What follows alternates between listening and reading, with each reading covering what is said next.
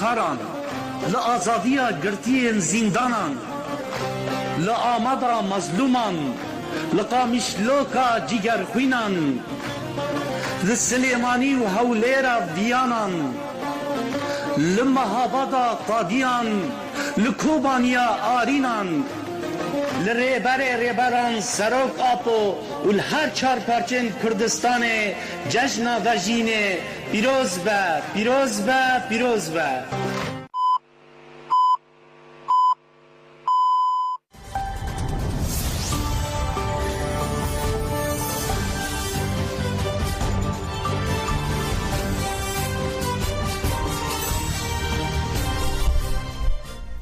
سڵاوتان لەبێ هەم کاتتان باش پەڕێزان بارمەتیا و کارانم هەواڵەکانی ئەمڕۆ دووشەمە 27 نۆڤەمبەری 2023 پێشکەشەکەین.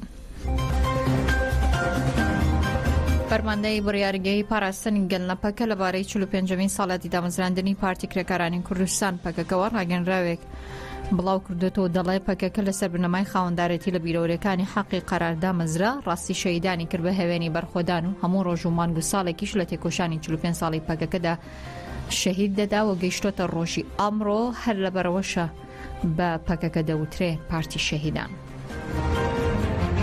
فەرماندەی بڕیارگەی ناوەندی پاراستنی گەلنەپەکە پەیامێکی بە بۆنەی 45مین ساڵیاتی دامەزراندنی پەکەکەوە بڵاو کردەوە. ئەو یادەی لە ڕێبەراپۆ وڵات پارێزانی کوردستان و بنەماڵی شەیدان و دۆستانی پەکەکە پیرۆز کرد. فەرماندەی بڕیارگە ڕایگەیان گەریلاکان بە ڕۆحیەتی سەرکەوتنی پەکەکە بەرخۆدانێکی گەورە و مێژووی بەڕێوە دەبن. لە زاب مەتینا و ئاڤاشین و سەرجەم هەرێمەکانی پاراستنی مەدیە تا دەگاتە باکووری کوردستان گەریلاکان ڕویان لە ئایندەی ئازادی گەلەکەمان کردو لەسەر هێڵی سەرکەوتنی پارتەکەمان بەبێ دوودڵی تێدەکۆشن.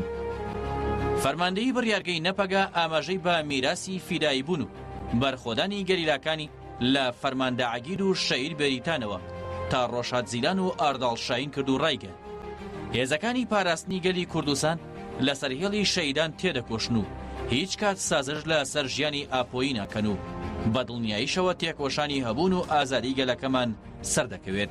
لای خۆیەوە فەرماندەی بڕیارگەی ناوەندی هێژاستار پەیامێکی پیرۆزبایی دامەزاندنی پەکەکەی بڵاو کردەوە ڕایگەیاند ئەمڕۆ بەرخۆدانێکی گردوونی لە ناوچەکانی زاپ و ئاڤاشین و مەتینە و پیردۆغان بەڕێوە دەچێت.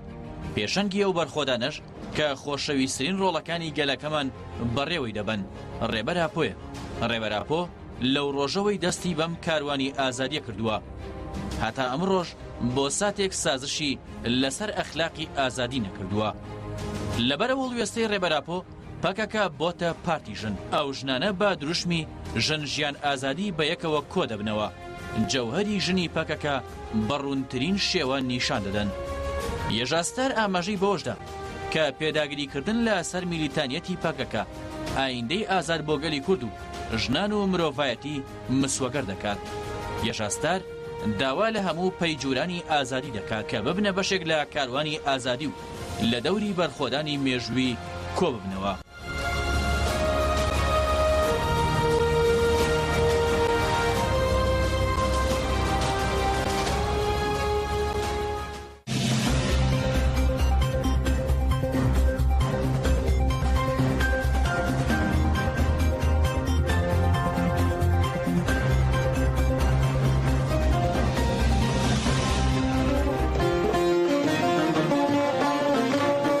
جشنا وجینê sersala Partiya Karkerê Kurdistan PKK pîroz be li şehîdên şoreşa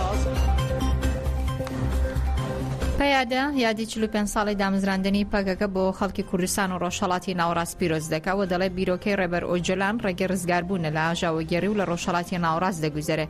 پارتی یەکێتی دموکرات پێدا لە ڕاگەنراوێک داماژەی بۆ کردووە کە دامەزراندنی پەکەکە ئامانجێکی استراتیژیە لە دژی سیاست و جینۆسایدی کلتوری و سیاسەتی دوژمنکارانەی حکوومەتی داگیرکەری تورکیا. لە بەیاننامەیەکدا پەیادە دەڵێت سەرەتای دامەزراندنی پەکەکە دەیان هەزار شەهید لە ڕێگەی ئازادی و چارەسەری دیموکراسیانی پرسی کورد گیانی لەدەستە. ئامانجی ڕۆژهەڵاتی ناوەڕاستێکی دیموکراسی و سەلامەتە و ڕاشی گەیاندۆ بیرۆکەی دامەزرێنەری پەکەکە ڕێبەر ئۆجەلان بۆتە ڕێگەی ڕزگارکردنی ڕۆژهەڵاتی ناوەڕاست لە ئاژاوەگێڕی و لە ڕێگەی کۆنفیدرالیزمێکی دیموکراسی و ئیداری خۆسەری باکوور ڕۆژهەڵاتی سووریا بۆتە نمونەی پرۆژەی نەتەوە دیموکراتیک کە چارەسەری قەیرانی سووریا. ڕاشی گەیاندۆ ڕێبەر ئۆجەلان گەلی کوردی لە ناوچوون و ڕزگار کرد و بەڕێبەری دیموکراسی لە ڕۆژهەڵاتی ناوەڕاستی سەرچاوی قارەمانێتی و نمونەی قوربانیدان ناوزەن کردووە. لە کۆتایی بەیاننامەکەدا داوای لەگەل و هێز وڵایەنەکان کردووە کە بەشداری هەنگاوەکانی بانگوازی کۆتیانان بە گۆشەگیری و بە دیێنانی ئازادی جەستەیی ڕێبەر ئۆجەلان بکەن.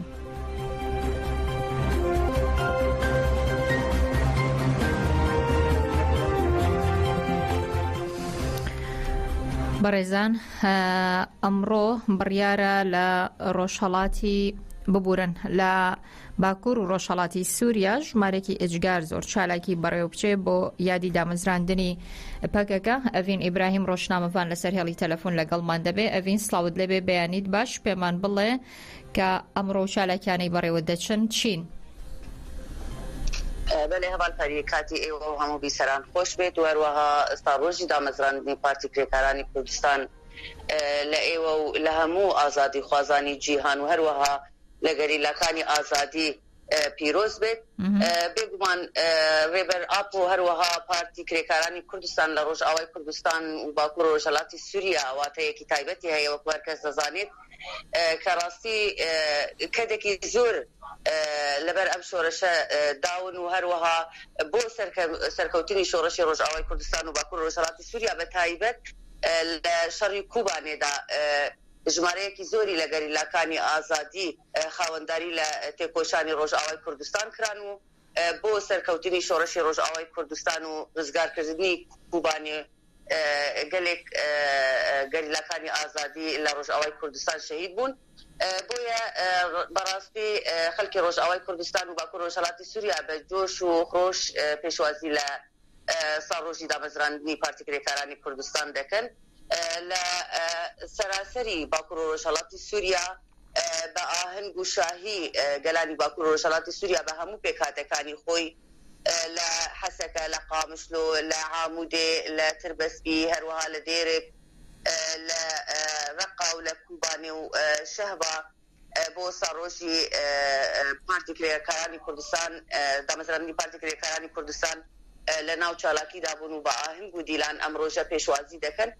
بێگومان پەیامی گەلانی باکوور و ڕۆژهەڵاتی سووریاش ئەمەیە سەرەتا ئازادی ڕێبەر ئۆجەلانە کە زیاتر لە 3 ساڵ لە ڕێبەر ئۆجەلان لە ناو زیندانی ئێمرالی لەژێر گۆشەگیریەکی توندایە.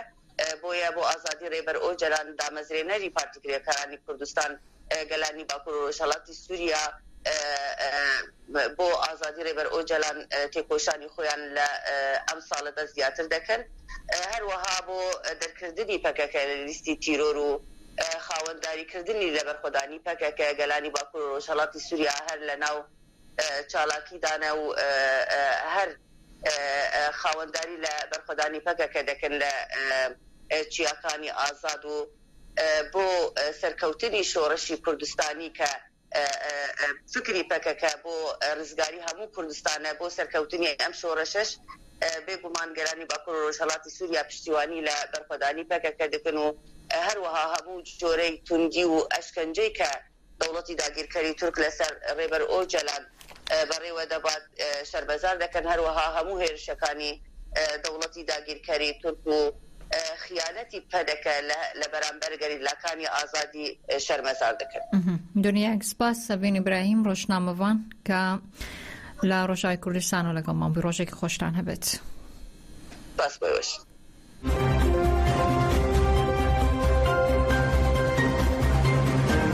دوێنێ بە مەبەستی 45مین ساڵاتی دامەزراندنی پارتی کرێکارانی کوردستان پەکەکە لە شاری لەندەنی پایتەختی بەریتانیا چالاکی بەڕێوەچوو لەلایەن سەدان پۆلیسی ناوەندی تیرۆری بەریتانیاوە هێرشکرایە سەر کۆمەڵی کوردان. دواتریش لەلایەن سەدان پۆلیسەوانێ هێرشکرایە سەر کۆمەڵی کوردان بەشداربوانی چالاکیەکە بەردەوامیان بە چالاکیەکەی خۆیاندا. بەڵام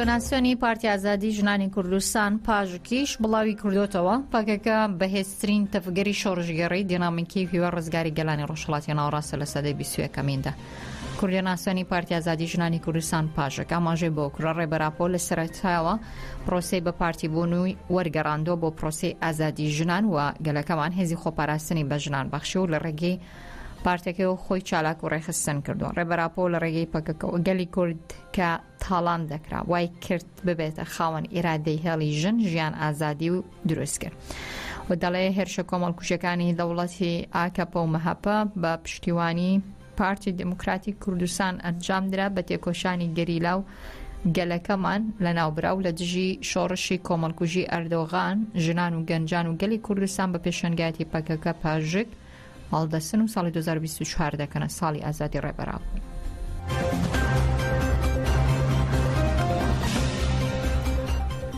هاوکارانم دۆسێکی تایبەتیان ئامادە کردووە لەبارەی 45 ساڵەی دامەزراندنی پارتی کرێکارانی کوردستان پەکەکە ئەو شۆڕشێکی یەکەم هەنگاوی لە ناودڵی فاشزمی تورکیادا هاویش ئەمڕۆ کوردستانی کردو بە گۆڕەپانی سوارچاک و پاڵەوانانی گەلانی گیان و پایتەخت و شەقامە مەزنەکانی دنیای پڕ کردووە لە هاواری ئازادی.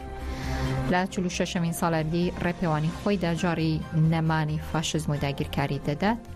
دوا بە دوای هەواڵەکان گوێبیسیەم دۆسی تایبەتە دەبن ڕۆژێکی خۆشتانە بێت.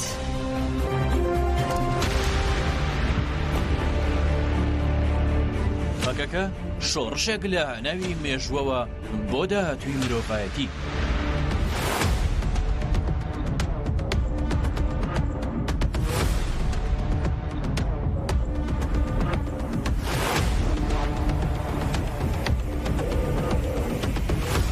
ئەمڕۆ 45 ساڵ بەسەر دامەزراندنی پەکەکەدا تێدەپەڕێت. ئەو شۆڕشەی یەکەم هەنگاوی لە ناودڵی دەوڵەتی فاشزمی تورکدا هاویشت و ئەمڕۆ کوردستانی کردووە بە گۆڕەپانی سوارچاک و پاڵەوانانی گەلانی جیهان و پایتەخت و شەقامە مەزنەکانی دنیای پڕ کردووە لە هاواری ئازادی.